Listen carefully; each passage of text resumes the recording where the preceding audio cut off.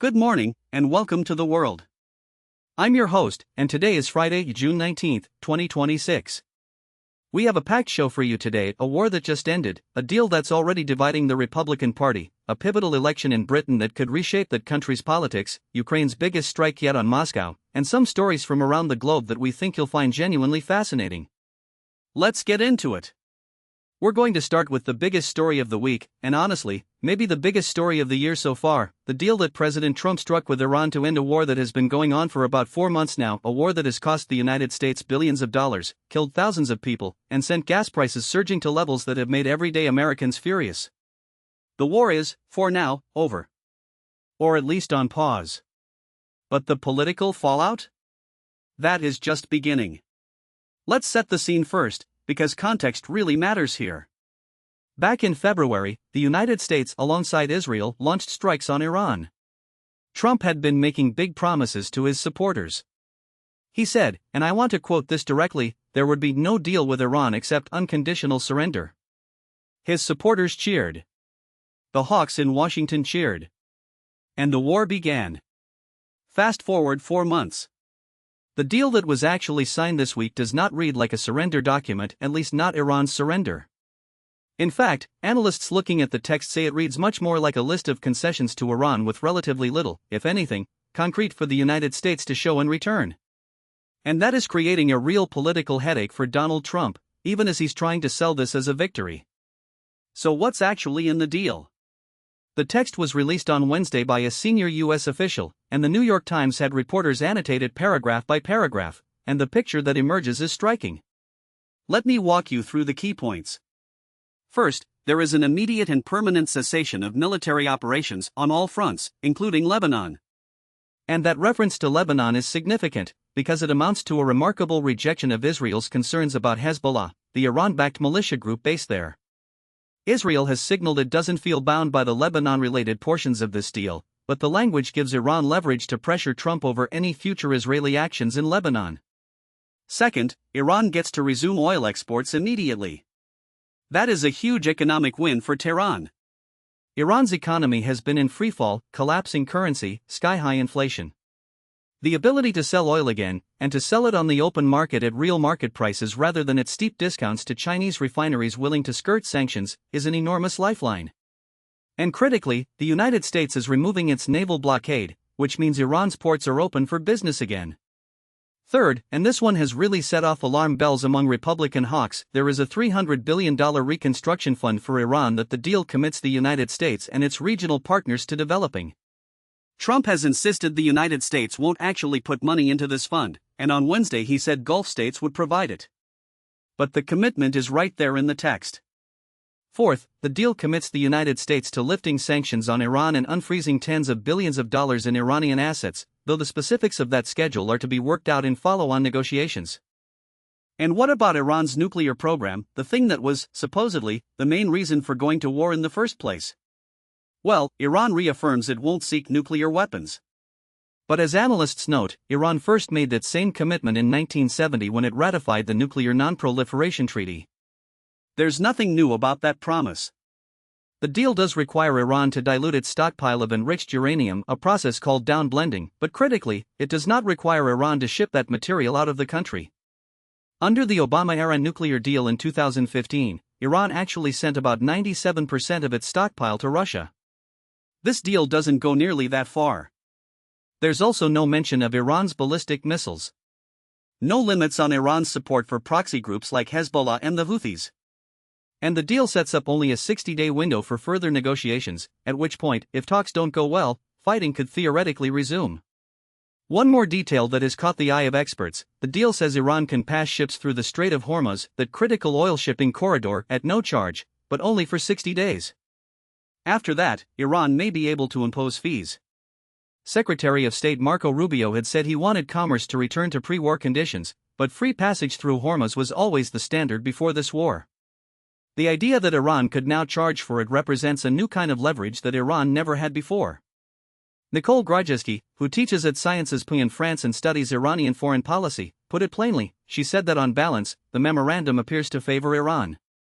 In her assessment, Tehran secures movement towards sanctions relief, a pathway for restoring oil exports, access to economic benefits, and a reduction in military pressure while making relatively limited new nuclear commitments. And Holly Dagers, a senior fellow at the Washington Institute, raised a point that a lot of people are asking. She said it's difficult to escape the conclusion that these negotiations could have taken place without a 3-month war. Much of what is outlined in the agreement, including the Strait of Hormuz, could, she said, have been addressed through diplomacy. She is also skeptical that 60 days will be enough to produce concrete results on the nuclear front. This, she said, is merely kicking the can down the road. Now, the Trump administration is pushing back hard on this characterization. Vice President J.D. Vance held a White House briefing on Thursday where he declared the deal a win for the American people. He said, and I want to quote him directly here, "We have all the cards." He argued that if Iran doesn't comply with U.S. demands in the next round of talks, it won't receive any of the big economic benefits. Words don't matter, ladies and gentlemen, he said. We're about verification. But reporters and analysts looked closely at what Vance said, and they found a number of claims that were at best aspirational and at worst misleading. For example, Vance claimed that lifting oil sanctions was not a new benefit for Iran. But that ignores how severely sanctions had been crushing Iran's ability to sell oil. They were forced to sell at steep discounts, mostly to China, in ways that cost them enormously. Being able to sell oil at full market price to a wide range of buyers is absolutely a new and significant benefit. Vance also said Iran had promised not to enrich uranium and to allow inspectors to destroy the highly enriched stockpile. But the text of the deal doesn't actually say that. The deal says Iran will downblend, essentially dilute, its enriched material. It does not say Iran must give that material up or ship it abroad. And on ballistic missiles, a goal that the administration itself laid out at the start of the war in February, Vance essentially reversed course. Secretary of State Rubio had said explicitly in March that the United States was conducting operations to eliminate the threat of Iran's short-range ballistic missiles. But a classified U.S. intelligence report estimated that Iran retained roughly 70% of its pre-war missile stockpile as of last month. When asked about this, Vance said you can't tell any country it can't defend itself. That is quite a pivot from where the administration started. And there was one more notable moment in the briefing. Vance delivered what can only be described as a pointed warning to Israel, whose lawmakers have been openly criticizing the deal. He said, Donald J. Trump is the only head of state in the entire world who is sympathetic to the nation of Israel at this moment. And then he added, if I was in the cabinet of the Israeli government, I might not be attacking the only powerful ally that I have anywhere left in the entire world. That is a remarkable statement. And it underscores just how much this deal has strained the relationship between Washington and Jerusalem. One more twist in the Vance story. Late Thursday, the White House announced that Vance was delaying a planned trip to Switzerland, where he was supposed to be helping oversee the next phase of talks.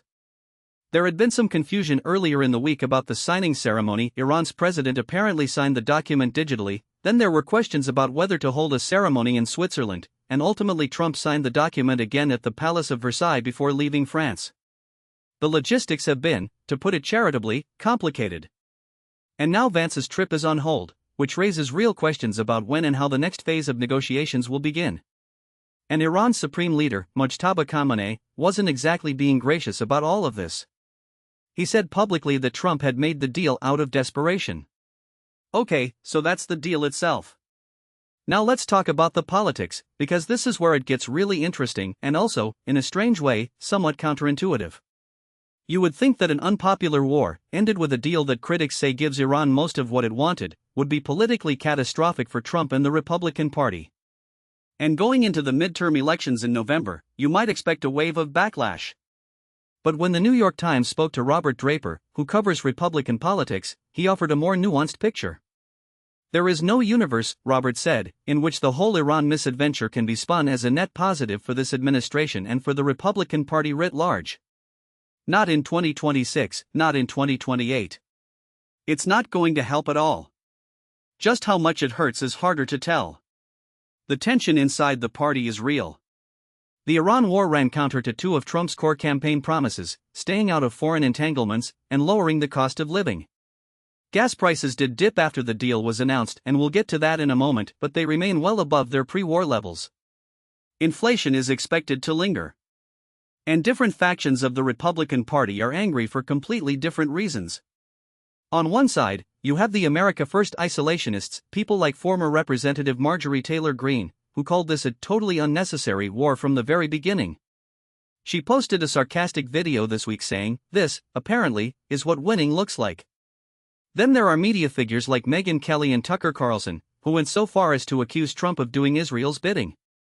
On the other side, you have the traditional hawks, Republicans who supported the war but are now furious about the deal.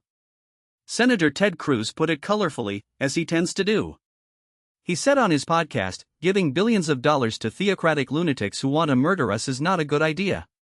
And he asked, "Is it giving $300 billion to the Iranian Ayatollah? I hope not. I pray not." Senator Bill Cassidy called it the worst foreign policy blunder in decades and said, with a reference to the Reagan era, that Reagan is rolling over in his grave. Even the New York Post, a paper that has generally been favorable to Trump, ran a front page saying he hit Iran with a love bomb, with an image of a burning American flag.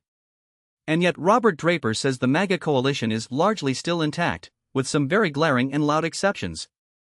Why? Because, he says, there's such an abiding commitment to the personality and the persona of Trump. There are cracks, but not a crisis. And several structural factors limit how much damage this can actually do in November. There are more than 4 months until the midterms, a long time in politics. If Iran fades from the news, so might voters' anger over it. And crucially, many Republican voters may simply never hear about the unfavorable details of the deal. Fox News and other right-wing outlets, Draper says, are not zooming in on anything that makes the Trump administration look bad. Their viewers will hear that the fighting has stopped, that the Strait of Hormuz is reopening, and that gas prices are falling, but not the details about how Iran benefits. Then there's the structural reality of House elections. Of the 435 seats in the House of Representatives, only about 20 are genuinely competitive because of partisan gerrymandering. Democrats could still flip the House, but the damage is capped. As Robert Draper summed it up, when you look at the fallout from the war, you might think, how can Trump not be thrashed by the voters as a result of this? And part of the answer is, well, structurally, he's got a lot of advantages. Now, on the gas prices. This is actually the part of the story that is giving Republicans real hope. The national average for a gallon of regular gas fell below $4 a gallon on Thursday for the first time in months, the day after the deal was announced. That's down from over $4 a gallon the day before. Now, to put that in perspective, gas was hovering just below $3 a gallon before the first U.S.-Israeli strikes on Iran in late February. It spiked to around $4.50 in May. So we're still a long way from pre-war prices. Oil prices have fallen about 10% just this week, but they're still about a third higher than before the war started. Diesel is at $5.13 a gallon, down from more than $5.60 a month ago. And airfares were up nearly 27% in May, partly because of jet fuel costs. These price increases have rippled through the entire economy. Republican strategist Corey Bliss put it bluntly, the lower the gas prices are in November, the better Republicans will do. That's really the number that the party is watching right now. And Trump himself, speaking at the Group of Seven summit in France earlier this week, said, "We're getting close to the numbers we were before the war started." One more piece of this political puzzle that we should mention, and it's a story that's been brewing alongside the Iran crisis. The Epstein files. The ongoing saga of Jeffrey Epstein, the convicted sex offender who died by suicide in 2019, has become a flashpoint for young conservatives who feel genuinely betrayed by Trump. These are voters, many of them first-time voters in 2024, who backed Trump partly because of his promise to expose and take down the political elite. He had promised to immediately release an Epstein client list. Instead, over the past year, he's dismissed the scandal as a Democratic hoax and a never-ending saga. He recently said at a news conference, "I think it's really time for the country to get on to something else." But young conservatives are not moving on. The recently released Epstein files contain, among other things, the names of 6 current administration officials, including Trump himself. And young MAGA voters are noticing that many of the right-wing pundits and podcasters who used to fan the flames of Epstein conspiracy theories have gone suspiciously quiet now that some of the actual files have been released. A 23-year-old student named Kai Schwimmer, a member of the Utah Federation of College Republicans, put it this way, "We started out not trusting the government, so we voted for Trump and for something new. And now, we're watching him turn into the same thing we've had for all this time." If a populist, right-wing president is not to be trusted, what does that leave you with? A 22-year-old conservative from Mississippi named Ella Moulding said, "We won't be moving on from this. We want to see this administration take down the establishment, drain the swamp and prosecute elite rings of predators." Representative Thomas Massey, a Kentucky Republican who was pushed for the release of the full files, made an interesting observation. He said young voters have an acute sense for when someone is being disingenuous. "Everyone gets trained to accept a certain level of BS," he said. "When you're younger, that detector is far more sensitive." A December survey found that over a third of young Republican men viewed Trump's opposition to releasing the full Epstein files as very concerning. For Democrats, that number was over 3/4. And for independents, it was over half. This is an issue that crosses partisan lines when it comes to young voters. Now, put this together with the frustration over the Iran war and gas prices and inflation, and you start to see why Republicans are genuinely nervous about November, even if the structural advantages of gerrymandering give them a cushion. Alright, let's cross the Atlantic now to Britain, where there was a significant election this week, what the British call a by-election, which is essentially a special election to fill a single parliamentary seat. Andy Burnham, the mayor of Greater Manchester, and a man his supporters have nicknamed the King of the North, won a seat in Parliament representing Makerfield, a constituency made up of former coal mining villages and market towns in northwest England. He won decisively, capturing 55% of the vote. The candidate from Reform UK, the populist right-wing party led by Nigel Farage, came in second with 34%. Why does this matter? Because Andy Burnham didn't run for Parliament just to be a member of Parliament. He ran specifically so he could challenge Prime Minister Keir Starmer for the leadership of the Labour Party. By winning his seat, he now has the platform to do that. He'll need the support of 80 fellow Labour lawmakers to officially mount a leadership challenge, but this election clears the path for him to start building that support. Burnham is, by all accounts, a very different kind of politician from Starmer. He's charismatic, plain-spoken, optimistic, a classic Northern England political figure who built his reputation during COVID-19 by aggressively defending his region against what he saw as a government that was too London-centric. One political advisor who has known him since the early days of his career described him this way: "He's just optimistic and happy and seems to enjoy being a politician." Which, the advisor noted, has been in short supply among recent British prime ministers, Starmer included. Burnham's argument, and the argument his supporters are making, is that he offers Labour the best chance of competing with Reform UK, which has been on the rise as a populist force in British politics. The second-place finish of the Reform candidate in Makerfield, at 34%, is a reminder of just how strong that movement has become in traditional Labour heartlands. Critics of Burnham say he's politically malleable, a chameleon who shifts positions depending on which direction the wind is blowing. He served under three very different Labour leaders, Tony Blair, Gordon Brown, and Jeremy Corbyn, and managed to make himself useful to each of them. His supporters say that's a skill, his critics say it's a lack of conviction. As one professor of politics put it, his big strength is that he's a very effective communicator and storyteller. He's good at giving voters a sense of who he is, who he's for, and what he's trying to do. In all those respects, the professor said, he is quite a contrast with the current Labour Prime Minister. This story is very much in its early stages.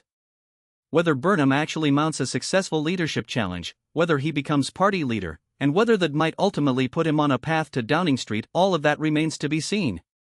But this week's election was a significant milestone. From Britain, let's move to the skies over Moscow, because Thursday brought what appears to be Ukraine's largest drone attack on the Russian capital since Vladimir Putin launched the war more than 4 years ago. It was a dramatic scene. Black smoke from a burning oil refinery filled the Moscow sky. All 4 of the city's airports were urgently closed for most of the morning. A major highway that rings the city was shut down. Part of Moscow's largest open-air market was damaged. And in a suburb called Zhukovsky, a drone rammed into a residential high-rise building. The Russian Defense Ministry said it downed 992 drones across the country during the attack, the largest number in a single day in the entire war. Ukraine also fired 4 long-range cruise missiles that were part of the assault. President Zelensky, in a voice memo shared with journalists, was direct about the message he was sending. He said, "If Ukraine burns, then your Moscow will burn as well." He framed the attack as a response to a Russian strike earlier in the week on the Pechersk Lavra monastery complex in Kiev, one of the holiest sites in Eastern Orthodox Christianity. Russia claimed that complex was hit by an errant Ukrainian interceptor missile. the oil refinery that was hit on Thursday covers roughly 40% of Moscow's needs for gasoline. And this comes in a context where, 4 days now, long lines have been forming at gas stations across dozens of Russian regions, as persistent Ukrainian drone attacks on oil infrastructure have threatened fuel shortages. For context on what this means strategically, Ukraine has been making extraordinary advances in drone technology. The ability to send larger swarms into Russian airspace and overwhelm defenses has been a game-changer. And the goal isn't just military, it's psychological. It's to erode the Kremlin's ability to insulate Russian society from the realities of a war that Putin has tried to keep abstract and distant for most Russians. One Moscow resident named Nikolai, who asked that his last name be withheld for fear of reprisals, described the reaction in his neighborhood near the refinery. "People in the yard outside this morning go around asking something like, 'How is that possible?' he said. 'I see anger and confusion, but I don't think people can still put two and two together.' He described it as if people had been told for a long time not to look up, and now, suddenly, they are looking up. The attack has set off competing impulses inside Russia. Hardliners are demanding a much more aggressive response. Andrei Gurylev, a former general and member of Russia's governing party, called on Moscow to strike back mercilessly to bring the entire industrial sector to its knees in Ukraine. But whether Putin will escalate further, and how, remains deeply uncertain. Russia has stated it won't stop fighting until its forces take the rest of the Donetsk region in eastern Ukraine. Kiev still holds significant territory there. And the conflict that has now run longer than World War I shows no sign of a negotiated end. Let's run through some other headlines from around the world before we get to our lighter fare. In England, a deeply disturbing story from a zoo outside Cambridge. A 3-year-old boy was critically injured after a 30-year-old man from Norfolk apparently forced the child inside a crocodile enclosure at Johnson's of Old Hurst, a family-run zoo. The man was arrested on suspicion of attempted murder. The boy was taken to hospital with serious injuries and was in critical but stable condition as of Thursday afternoon. The zoo has closed its tropical house out of respect for the family. It's a horrifying story, and the details of exactly what happened are still under investigation. In Taiwan, President Lai Ching-te voiced high hopes that President Trump will approve a $14 billion arms package for the island. This comes against a backdrop of real uncertainty about American commitment to Taiwan. In May, Trump called arms sales to Taiwan a negotiating chip with China, which unsettled long-standing American policy. Lai sought to be reassuring, citing Trump's record of arms sales to Taiwan during his first term. But analysts note that Trump may well delay a decision on the $14 billion package until after a planned summit with Chinese President Xi Jinping in September and possibly longer. The stakes are enormous. Xi has linked the issue of arms sales to his personal prestige, and approving the package could prompt China to cancel its visit to Washington and walk back purchase commitments made during the Trump-Xi summit in Beijing last month. In Niger, gunmen attacked the main airport in Niamey for the second time this year. The attack began around 5 or 6 in the morning and lasted about 30 minutes before Nigerian forces shut it down. Niger's Minister of Defense said 11 members of the armed forces were killed, along with 2 civilians and 22 attackers, with around 20 suspects arrested. This attack was claimed by JNIM, al-Qaeda's local affiliate in the Sahel. The first attack on the airport, in January, was carried out by a branch of the Islamic State. Niger has long been dealing with Islamist militant violence in rural areas, but the attacks are increasingly reaching the capital. The country has been ruled by a military junta since a coup in 2023, a junta that claimed it would restore security. Instead, the violence has spiraled. A similar situation is unfolding in neighboring Mali, where jihadists and rebels in April captured a key city and killed the defense minister. And in Afghanistan, the Taliban government has ordered all civil servants and soldiers to stop bringing their smartphones to work. The order comes from the country's highest court, and it doesn't provide a formal justification, though it appears to be driven by concerns about pornography and what the Taliban considers moral corruption.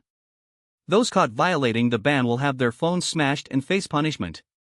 Government agencies have scrambled to adapt, reverting to regular cellular calls instead of WhatsApp, which they rely on heavily. 8 civil servants and officials in 5 provinces confirmed the ban is being implemented. Videos have circulated online of workers smashing their own phones to demonstrate compliance. One civil servant described checking his pocket repeatedly out of habit, saying, "It felt as if I had lost something." Now, let's shift gears, because the world is full of more than geopolitics and crises, and some of the most interesting stories this week have nothing to do with any of the above. Just a few miles from Stonehenge, in the English village of Bulford, archaeologists announced Thursday that they had discovered two ancient pits that they believe were used some 5,000 years ago as the foundation for wooden poles aligned with the solstice. That's approximately 500 years before the iconic stone circle at Stonehenge was even erected. The pits are about 400 feet apart, and the team believes the wooden poles they held formed a line pointing toward the sun during the solstices, exactly the kind of astronomical alignment that Stonehenge itself is famous for. The archaeologists also found extensive evidence of feasting at the site: pottery, animal bone, worked flints, and charcoal. This matters because it suggests that the impulse to gather and mark the turning points of the solar year is even older than Stonehenge itself. Phil Harding, who led the excavations, said, "The sun was incredibly important to these prehistoric communities. They could plot and record its midsummer rising to a high degree of accuracy." He said his team's work suggests that people were doing something remarkably similar to what thousands of people will do in just a few days, gathering at Stonehenge to celebrate the summer solstice some 5,000 years ago. Other archaeologists are intrigued but cautious. One expert in Neolithic archaeology said she'd want to see more evidence before drawing strong conclusions, and noted she'd be happier if there were 3 or 4 pits rather than just 2. But the broader significance of the Bulford site, the pottery designs there indicate how much ancient people and ideas were moving around the region, is not in dispute. It's a beautiful thing to think about. As we approach this weekend's solstice, humans have been marking this exact moment in the calendar for at least 5 millennia. Now, from ancient Britain to the highlands of Ecuador, and a story that I find completely wonderful. In the Andes region of Ecuador, people speak a form of Spanish that is unlike any other Spanish in the world. It's a hybrid woven through with Quechua, the indigenous language that was spoken in the region long before Spanish conquistadors arrived in 1534. Quechua is part of the same linguistic family as Quechua, spoken across much of South America, and it dates to when the Inca first settled the slopes of the Pichincha volcano about 60 years before the Spanish came. When Quechua and Spanish began to mix, in the early 1800s, they didn't just swap vocabulary. They created something new, a language that is, as a linguist puts it, melodic and gentle. It leans on diminutives for tenderness and politeness. It bends grammar through what scholars call loan translation, copying the structure of one language and transposing it onto another. And it has its own words that simply don't exist anywhere else. Take the word changa, which means leg in Quechua. In this hybrid tongue of Ecuador's Andes, changar means to intertwine your legs with another person, an act of intimacy shared between lovers, siblings, parents, close friends. In a cafe in Quito, a journalist working on this story overheard a man comfort a woman by saying, "Wawida, solo vamos a changarnos." Wawida is a tender term for babe or dear. The phrase roughly translates as, "Babe, let's just go hug with our legs." Most Spanish speakers, even many Ecuadorians, wouldn't understand it. Or consider "se fue a volver," which means he left to return. It would puzzle any grammar professor in Madrid, but it's a perfectly natural way in Ecuador's highlands to explain that someone has stepped out briefly. The linguist Silvana Carrot describes Quechua as a very kind, very sweet language. Its name for itself is Mishki Shini, sweet tongue. And that sweetness has seeped into the Spanish of the Andes, softening commands, adding layers of courtesy, and giving the language an identity that is distinctly its own.